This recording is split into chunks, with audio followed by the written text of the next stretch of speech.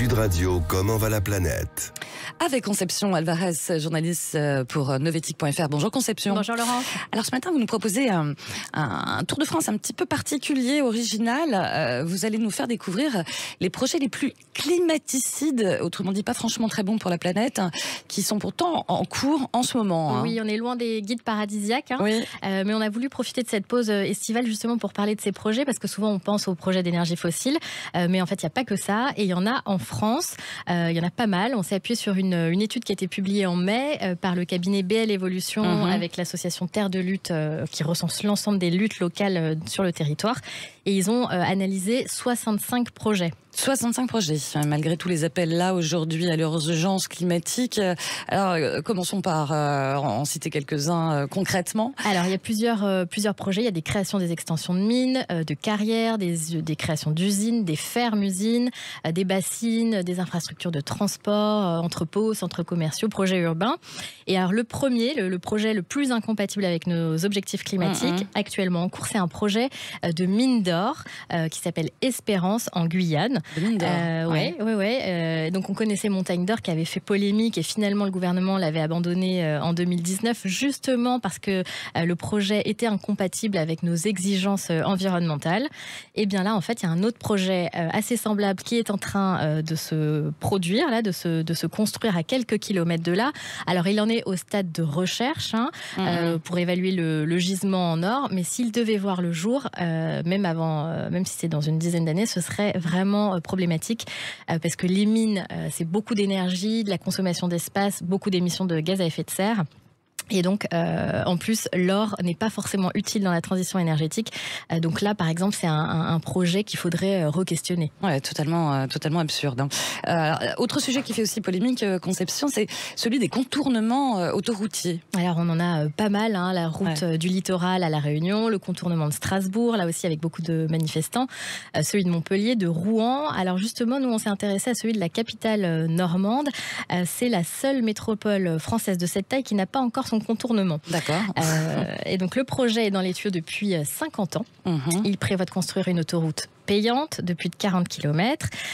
Et en décembre dernier, l'ex-premier ministre Jean Castex a donné son feu vert au projet. Il s'est réjoui par avance du désengorgement de la métropole et de la meilleure qualité de vie de ses habitants qui passeront moins de temps dans les embouteillages. En même temps, ça peut se comprendre aussi. Enfin, on oppose toujours la chèvre ou le chou. Oui, sauf que en théorie, ça c'est en théorie, mais ce que dit le collectif Non à l'A133-134 qui s'oppose au projet, c'est qu'en fait le déport en fait de voitures sur cette autoroute va être assez minime.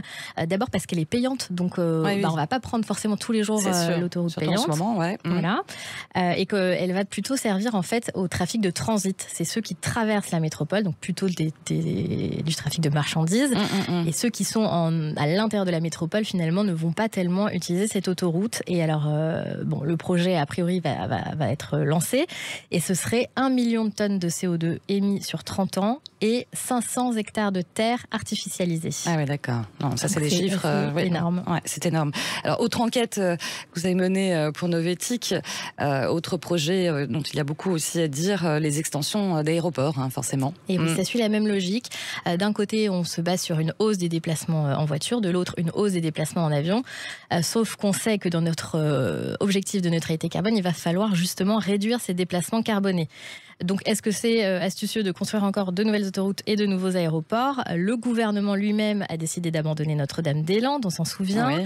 Pareil pour l'extension de l'aéroport Charles de Gaulle. Mais il y a encore d'autres projets qui sont dans les cartons, qui sont sous le coup de recours. C'est le cas à Nice, deuxième plateforme aéroportuaire de France. Le projet, donc, c'est d'étendre le terminal 2 pour accueillir de plus de passagers, plus 50% entre 2019 et 2030. Donc on sera à plus de 20 millions de passagers en 2030. Et donc forcément, ça va induire une hausse du trafic, une hausse de la pollution atmosphérique, des nuisances sonores. Et s'il voyait le jour, ce projet, ce serait 28 millions de tonnes de CO2 émis sur 30 ans. Donc c'est là aussi l'un des projets les plus climaticides derrière la mine d'or en fait. Ouais, incroyable. Alors il y a aussi de fortes contestations autour des centres commerciaux, voire même certaines désaffections, on peut le dire. Oui, il y a une baisse du trafic et pourtant on continue d'en construire. Alors le gouvernement quand même a décidé de légiférer. Il a enterré le méga complexe EuropaCity en Île-de-France et puis parce que c'était justement un projet d'une autre époque, disait l'Élysée.